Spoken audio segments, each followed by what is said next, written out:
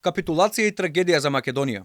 Триумф на неофашистичката политика на Бугарија. Лавина реакции по потпишувањето на протоколот. Историчарката Наташа Котлар за изјавите на министерот Османи вели дека станува збор за тешка демагогија и манипулација. Смета дека власта ја лаже јавноста, историчарите ќе одлучувале, затоа што тоа е работа на политичарите. Историчарите не одлучуваат, тие истражуваат, проучуваат, докажуваат, утврдуваат, толкуваат, изнесуваат и настапуваат пред јавноста. Пишуваат, односно вршат научна дејност и низ тој процес на постојано синтетизирање, анализирање и докажување. Политичарите се оние кои прават компромиси или превземаат други и насилнички постапки и притоа одлучуваат.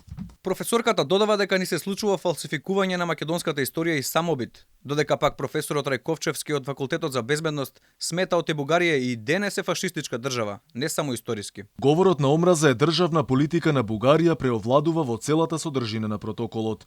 Политикантите од СДСМ и ДУИ се во тешка илузија дека ќе се справат со говор на омраза кој покрај индивидуи со Бугарија го прави и самата така наречена држава. Економистот и истражувач Бранимир Јовановиќ смета дека ако ова е цената за интеграција во Унијата, тогаш таа е прескапа. Протоколот помеѓу Македонија и Бугарија е трагедија за Македонија и срам за Бугарија и Европската Унија. Содржи ревизија на историјата и релативизација на бугарското фашистичко минато, додека целосно го игнорира македонското малцинство во Бугарија. Ако ова е целта на Европската Унија, тогаш е просто прескапа.